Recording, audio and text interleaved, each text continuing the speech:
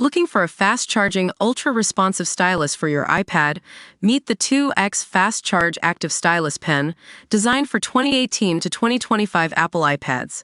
Take your creativity and productivity to the next level.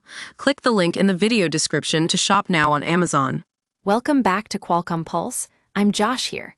And today we're talking about a very interesting comparison test between Apple's new iPhone 16e and two popular Android phones. So, you know how when you buy a new phone, the biggest thing that can make it feel like a real upgrade is its modem. That's because modems are what let your phone connect to the internet and handle all those sweet 5G speeds.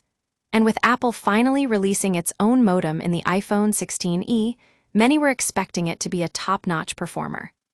But here's the thing. Qualcomm, the company that's been making the best modems for years, has commissioned a study that shows Apple's new C1 modem might not be as great as we thought. Now, before you start jumping to conclusions, let me tell you what this study actually says. According to the report, when tested on T-Mobile's sub-6 GHz network in real-world conditions around New York, the two Android phones, a January 2025 flagship with an X80 modem, and a January 2024 flagship with the older Snapdragon X75 modem, both outperformed the iPhone 16e.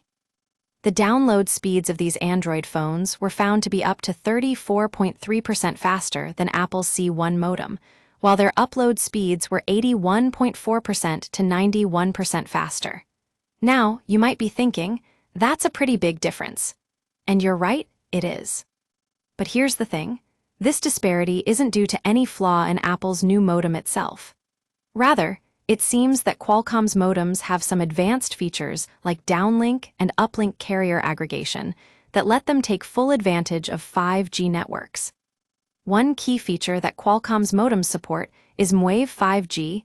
This technology lets phones connect to the fastest speeds available in urban areas, a major pain point for many users who can't get reliable coverage out in the sticks. So, what does this mean for you? Well, if you live in an area with good cellular coverage, you might not notice much of a difference between these phones. But if you're stuck in a dead zone or have spotty service, then one of those Android phones would be a better bet. Now, before we wrap up, I want to mention that there's one more important thing here. Qualcomm is kind of biased towards its own modems. So, while this test might show some interesting results, it's not entirely objective. But still, these findings are pretty eye-opening. And finally, let me ask you, when was the last time an Apple phone outperformed a Qualcomm modem? That's right, never. But with the iPhone 16e, that might have changed. So there you have it. The takeaway from this comparison test is clear. For users in areas with limited coverage, those Android phones are probably your best bet.